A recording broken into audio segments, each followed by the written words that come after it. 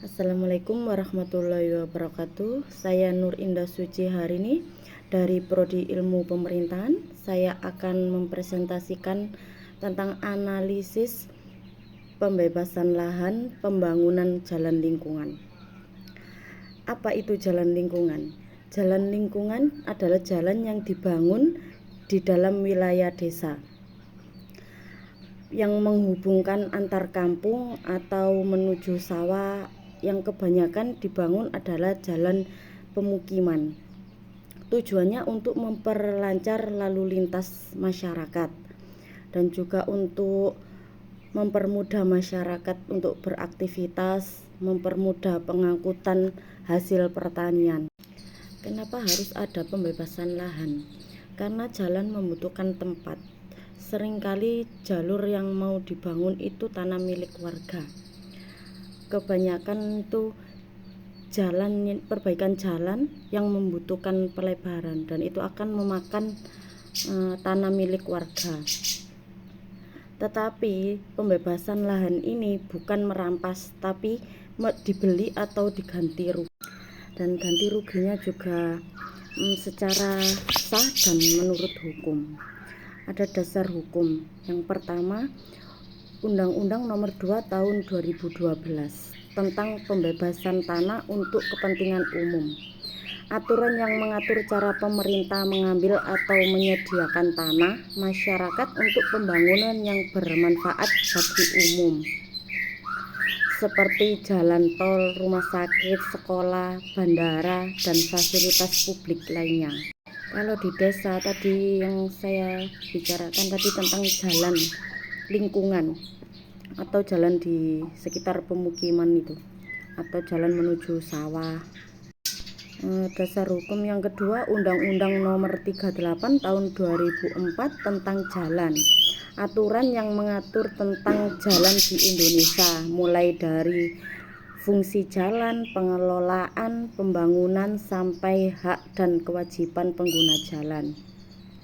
Dan yang ketiga, peraturan daerah tentang pembebasan lahan. Aturan yang dibuat pemerintah daerah untuk mengatur proses pengadaan atau pembebasan tanah milik masyarakat yang akan digunakan untuk pembangunan.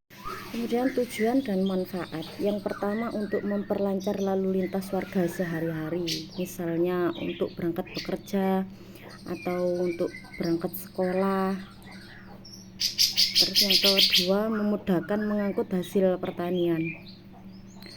Kebanyakan di desa itu susah untuk mengangkut hasil pertanian untuk dijual ke pasar karena dari jalan yang rusak atau belum ada jalan sama sekali. Yang ketiga, untuk membuka daerah terpencil supaya maju. Nah, ini itu contohnya adalah desa atau kampung-kampung yang terpencil, kadang kan susah untuk masuk ke dalam desa itu atau ke kampung itu. Dan ini untuk pembuatan jalan itu biar desa itu dikenal semua warga atau dikenal dari daerah-daerah lain. Yang terakhir adalah mencegah banjir. Kebanyakan kan kalau jalan yang datar atau yang di bawah itu kan terkena banjir, itu sering banget ya. Untuk daerah di sini itu kan jalannya atau kampungnya itu di bawah gunung, jadi kebanyakan sering banget itu banjir. Kalau ada pembangunan jalan atau perbaikan jalan kan bisa untuk mencegah banjir itu. Proses pembebasan lahan yang pertama itu perencanaan jalur. Perencanaan jalur itu pemerintah desa itu membuat rute jalan dulu. Terus yang kedua, sosialisasi ke warga. Nah, pemerintah desa itu ke dusun-dusun atau ke dusun yang mau dibangun jalannya itu tadi untuk bermusyawarah kalau jalan mau dibangun dan ada pelebaran, ada sedikit tanah warga yang mau dipakai gitu, untuk dijelaskan juga ada ganti ruginya dan atau pembelian perjanjian ada juga. Dan yang ketiga, pengukuran dan pencatatan. tanah yang mau dipakai akan diukur dan dicatat semua yang ada di situ, misalkan tanaman atau apa saja. Terus yang keempat, penentuan harga atau ganti rugi. Dihitung sesuai harga pasaran di tempat, bukan harga murah tapi harga yang sewajarnya, bisa dibayar tunai atau diganti dengan tanah. Tapi kebanyakan di desa itu diganti rugi pakai uang tunai. Yang kelima, musyawarah dan kesepakatan.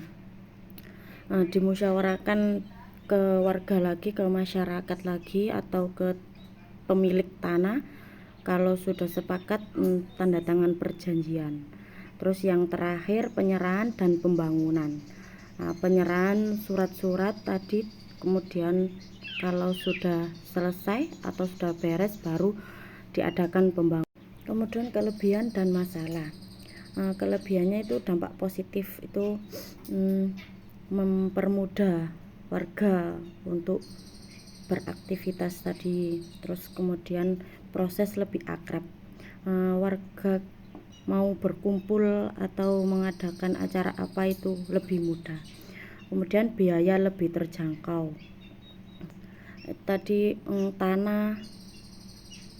tanah di sekitar jalan tadi lebih mahal harganya daripada di kota. Kemudian untuk masalahnya, batas tanah belum jelas atau dalam sengketa, nilai ganti rugi kurang pas. Kemudian nilai ganti rugi kurang pas, harganya kurang wajar dari harapan warga. Kemudian keterlambatan pembayaran, biasanya anggaran dari pusat cair lebih lambat, setelah penyerahan tanah baru bisa cair, dan itu membuat warga khawatir. Terakhir, terima kasih. Sekian dari saya. Wassalamualaikum warahmatullahi wabarakatuh.